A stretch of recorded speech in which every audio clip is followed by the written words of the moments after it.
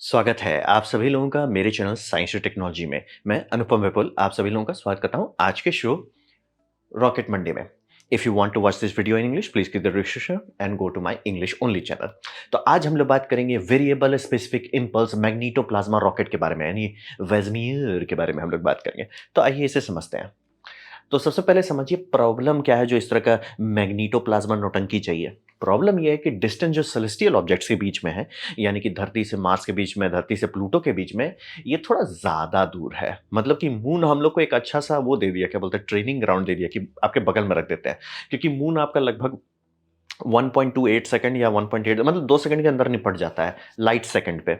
लेकिन वैसे ही अगर आप मार्स पे जाते हैं, बेस्ट केस सिनेरियो मतलब मार्स एकदम परफेक्टली अलाइन्ड है, तो आपका होगा 193 लाइट सेकंड या और अगर वो दूर है मतलब कि अर्थ है, सन है, मार्स है मतलब जो मैक्सिमम डिस्टेंस आता है, वो 22 मिनट लगेगा लाइट स्पीड चलने पे। और वही प्लूटो के बारे में बात करें जो मतलब कि थोड़ा दूर है, वो 4 घंटा 45 मिनट खा जाता है, यानी कि 17,100 सेकंड लगेगा। तो समझना बहुत ज़रूरी है कि सेलेस्टियल फील्ड में जब आप बात कर रहे हैं, रॉकेट्स काम का नहीं है। यानी कि केमिकल सिस्टम जो है, जिससे भरोसे अभी हम लोग चल रहे हैं, ये सब में सिर्फ इतना थ्रस्ट है कि वो धरती के बाहर ले आ सकता है आपको, यानी कि लो अर्थ ऑर्बिट पे लगा सकता है, इसके वेलोसिटी ले जा सकता है, वो सब बल्ले-बल्ले। लेकिन उसके आगे कुछ काम का नहीं है। और हाँ, थैंकफुली इसमें थ्रस्ट है क्योंकि बहुत सारे और सिस्टम हैं हमारे पास, लेकिन उन सब में थ्रस्ट नहीं है। केमिकल में थ्रस्ट के मामले में कोई डिस्कशन नहीं हो, थ्रस्ट अति बम बम। लेकिन वो धरती के बाहर ज़्यादा आप काम नहीं करेगा।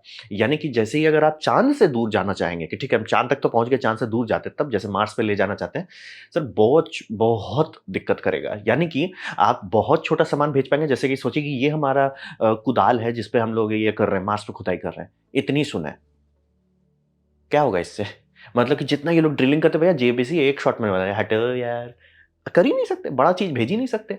वही मतलब पूरा सालों का मेहनत किए, क्या भेजे इतनी ये 1 टन के आसपास का है, मतलब मारुति नैनो के साइज़ का है। मारुति नैनो बोला, टाटा नैनो के साइज़ का है। तो समझना बहुत ज़रूरी है कि अभी हमारे पास केमिकल रॉकेट से धरती से निकलना पॉसिबल हो गया, लेकिन वहाँ से दूर जाने में बैंड तुरंत बच जाता है। यानी कि हम लोग अभी बहुत छोटा सामान भेजते हैं और फिर फेंक के वेट करते रहते हैं और होप करते हैं कुछ ना बिगड़े। जैसे कि अगर आप इसका 10 ईयर 3 बिलियन माइल का जर्नी देखेंगे, यानी कि प्लूटो भेजने के लिए जो किए थे, उसमें हम लोग उसको 2006 पे लॉन्च किए और उसके बाद भी इसे समझिए ये जुपिटर से ग्रेविटेशनल असिस्ट लेना पड़ा, तब जाके ये पहुंचा आपका 2017 में प्लूटो। मतलब टाइम बहुत खाता है। हम लोग कोई भी चीज़ जेनुइनली नहीं कर सकते, मतलब कि मून तक संभाल लेंगे बम बम। केमिकल रॉकेट मून तक आपको ले जा सकता है, लेकिन उससे दूर जैसे करने जाएंगे फिजिक्स बोलेगा सर जी नहीं होगा। ये समझना बहुत ज़रूरी है। तो बात करते हैं कि इसमें दिक्कत क्या है? दिक्कत है इरोजन्स का। अब रहा बात कि हम लोग जब भी ज़्यादा दूर जाना चाहते हैं, तो आप चाहेंगे एग्ज़ॉस्ट वेलोसिटी, राइट? मतलब आपका कि जो फेंक रहे हैं, क्योंकि 2 ही चीज़ है इक्वेशन में, रॉकेट इक्वेशन में।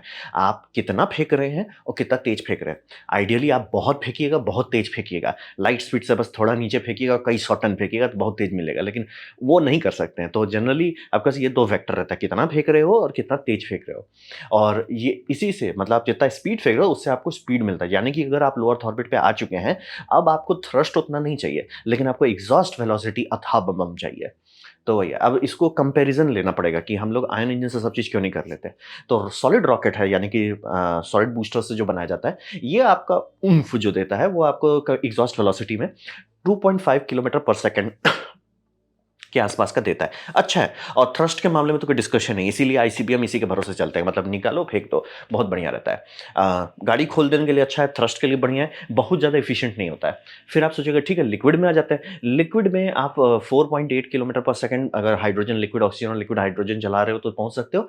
मीथेन और ये कर रहे हो, क्या बोलते हैं, मीथेन और ऑक्सीजन कर रहे हो तो 3.8 आएगा।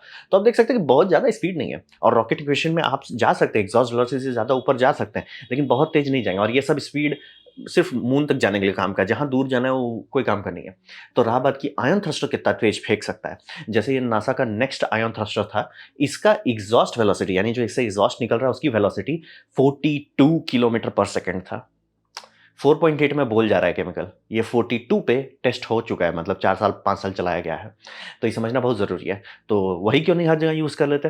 थ्रस्ट महाराज में नहीं है। यानी कि वो आपको इस डेल्टा वी बहुत देगा और आपको उसको टाइम देंगे तो बहुत दे देगा। यानी कि नासा का जो नेक्स्ट मिशन टेस्ट किया गया था, उसका थ्रस्ट जो था वो 24 ग्राम का था। मतलब 24 ग्राम का लोड लगा रहा है। उसको नासा वाले साइंटिस्ट लोग कहते थे माउस पुशिंग योर ट्रेन, वो दिक्कत वो है। लेकिन हाँ, स्पेस पे चूँकि ड्रैग नहीं है, आप पुश करते, करते, करते, करते मतलब बहुत दूर चला सकते हैं।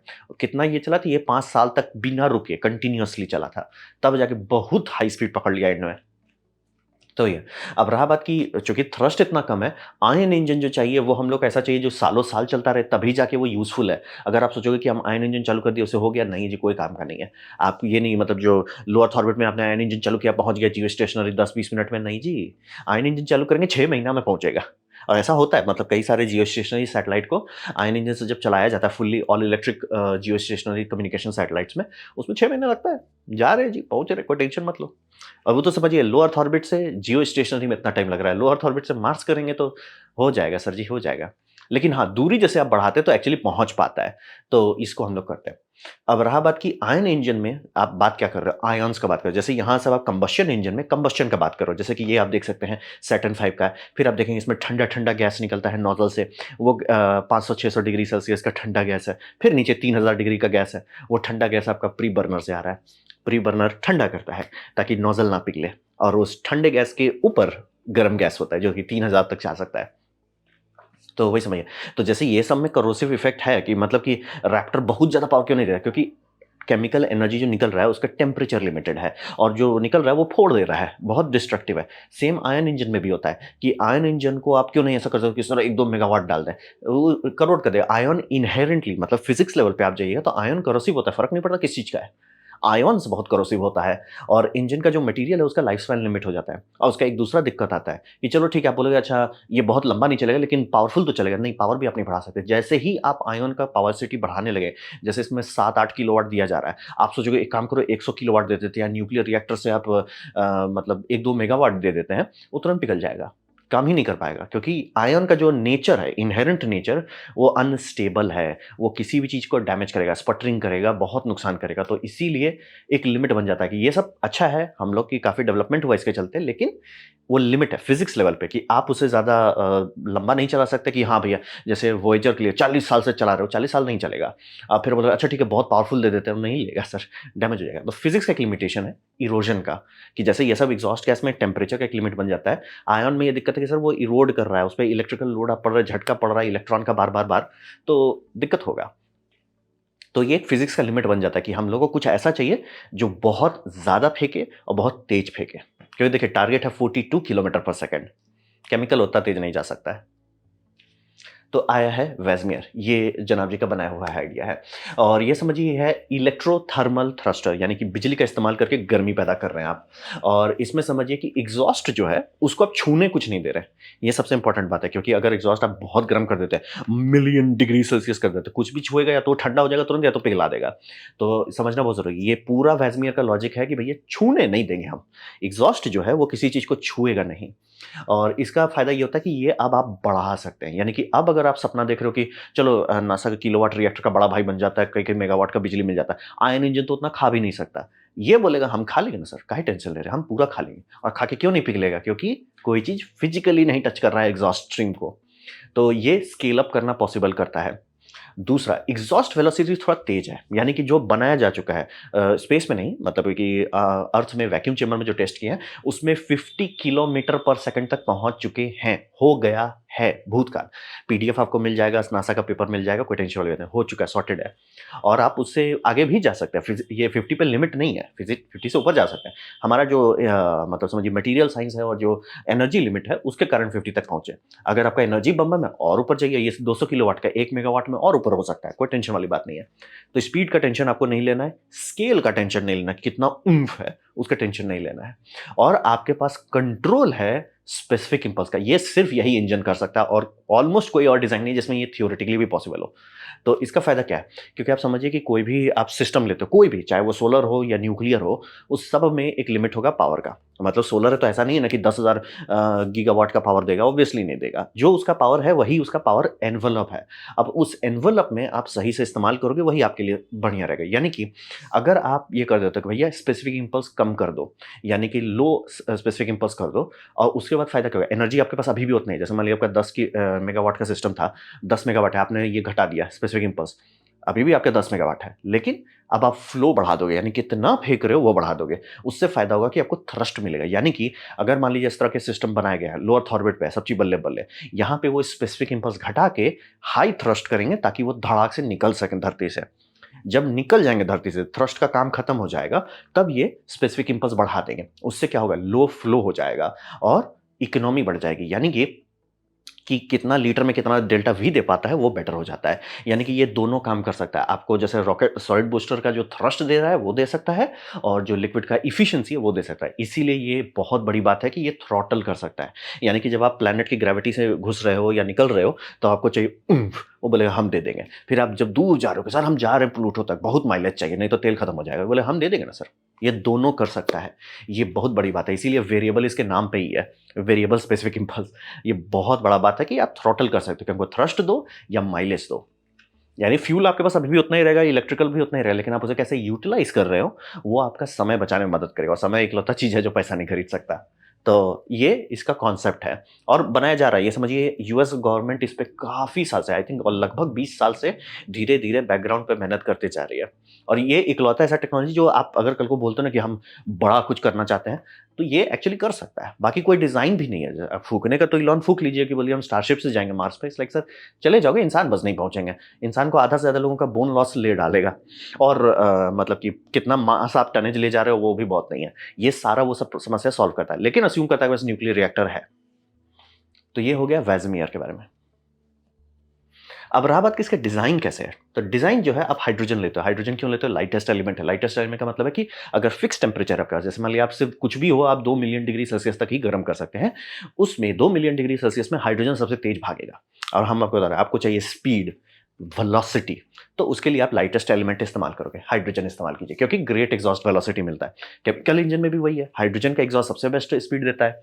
तो आप वो करेंगे। अब आप उसे आयोनाइज करेंगे, यानी कि आप उसे एक कॉइल से ले जाएंगे, मतलब कि एक आपका गैस वाल्व है, गैस को फ्लो करा रहे हैं, फिर वहां पे आरएफ कॉइल है, उस कॉइल के अंदर आप ले जा रहे हैं, जैसे हेलिकॉन एंटीना जो है रेडियो फ्रीक्वेंसी से वो इसको भूंजने लगेगा, आयनाइज कर देगा। आयनाइज करेगा 13.56 मेगाहर्ट्ज का इस्तेमाल करके वो आयनाइज करेंगे हाइड्रोजन को।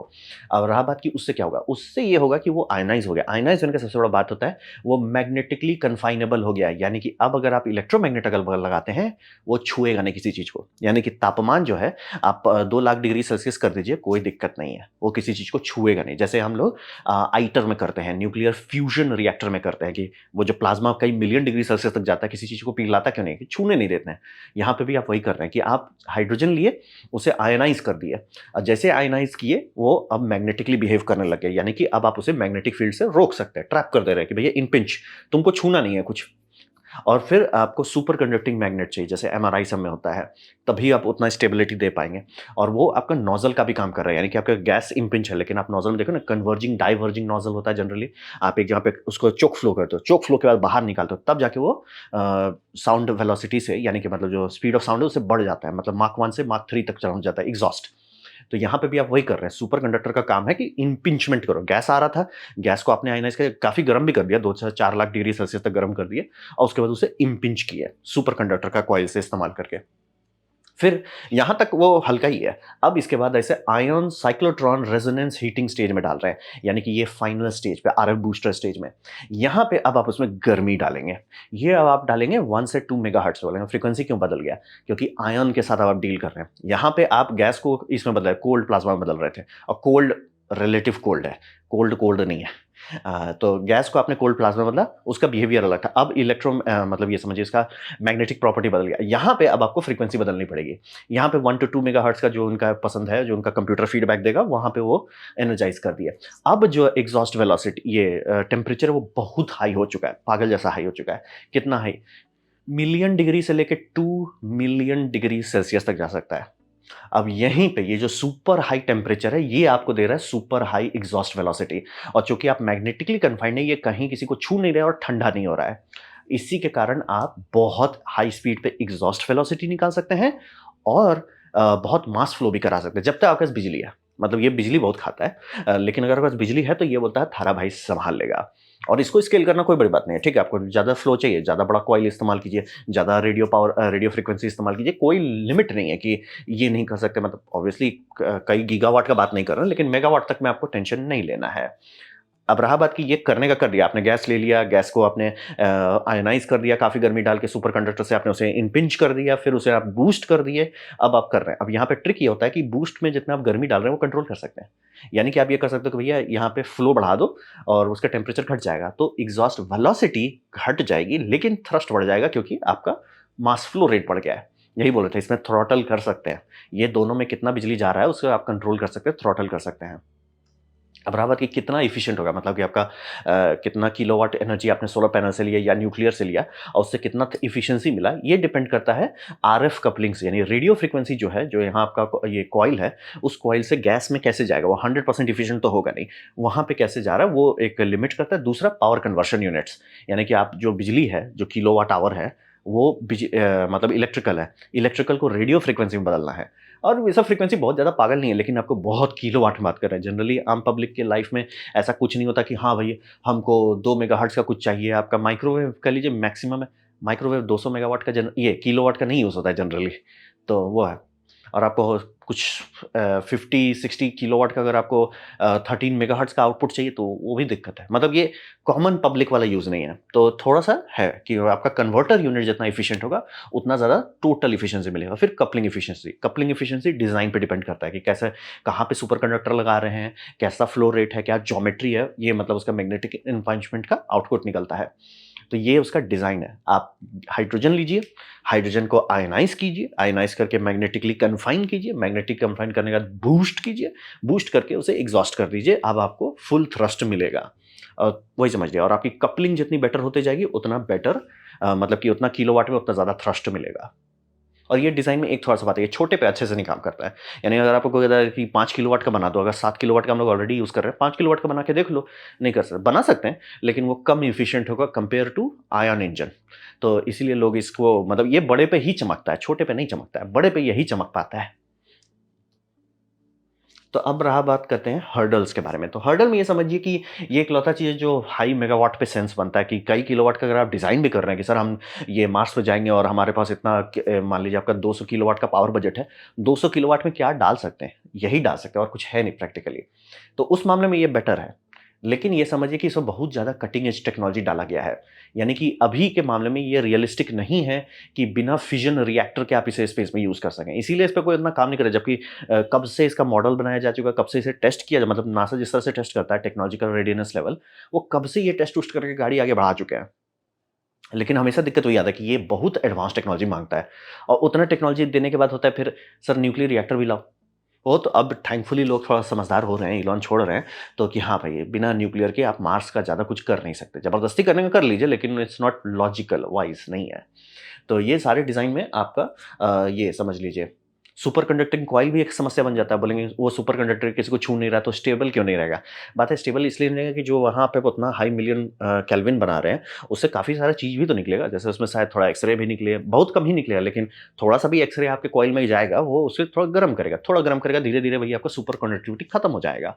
तो उसको कंटीन्यूअसली मेंटेन करना पड़ेगा। तो वही समझिए कि जो सुपर कंडक्टर कॉइल्स है, वो एक लिमिटेशन बन जाता है कि अभी हमारे पास ऐसा टेक्नोलॉजी नहीं कि भैया इसको हमने लगा दिया 5 साल तक चलता रहेगा। इट्स लाइक सर 5 साल तक लोड ले पाएगा कि नहीं, नहीं पता है हमें।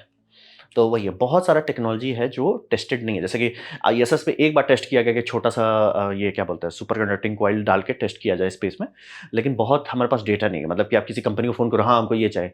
आप किसी कंपनी के पास अभी च फ़ोन करते हैं कि हमको आयन इंजन दो जो 5 साल तक चले। वो बोलेगा भाई टेक इट एंड गो, हमारे पोर्टफोलियो में है, ये ले लो, खुश रहो। ये बोलिएगा तो इट्स लाइक सर अभी तो बना ही रहे।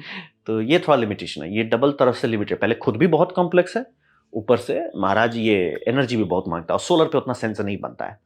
तो इसीलिए ज़्यादा चांसेस है कि ये न्यूक्लियर पे है। सोलर पे ऐसा नहीं है कि नहीं कर सकते, लेकिन फिर वो बहुत ज़्यादा फचांग होगा। आपका मतलब ये पाथवे लिमिटेड हो जाएगा। जैसे धरती, मार्स, धरती, मार्स, धरती, मार्स या धरती, वीनस कर पाएँगे।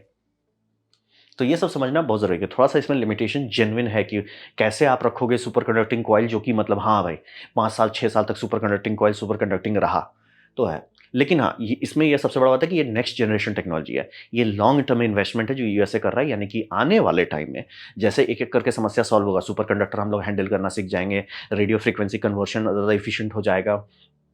आपका न्यूक्लियर रिएक्टर आज नहीं तो कल कोई डाल ही देगा स्पेस में। जैसे-जैसे वो बेटर होगा तब ये धड़धड़ा के पंख निकलेगा इसका। ये समझिए नेक्स्ट जनरेशन टेक्नोलॉजी है। तो प्रॉमिस इसका बहुत अच्छा है, इसीलिए लोग इसको कभी भी नहीं छोड़ रहे हैं। अभी भी इसमें मेहनत किया जा रहा है। तो ये था मेरा प्रेज़ेंटेशन आपका वेज़मियर इंजन के बारे में। उम्मीद करता हूँ आपको अच्छा लगा, कुछ सीखने में, कुछ समझ में आया। अगर ऐसा है लाइक कर दें, दूसरा शेयर कर दें, उससे मेरा काफ़ी भला होगा।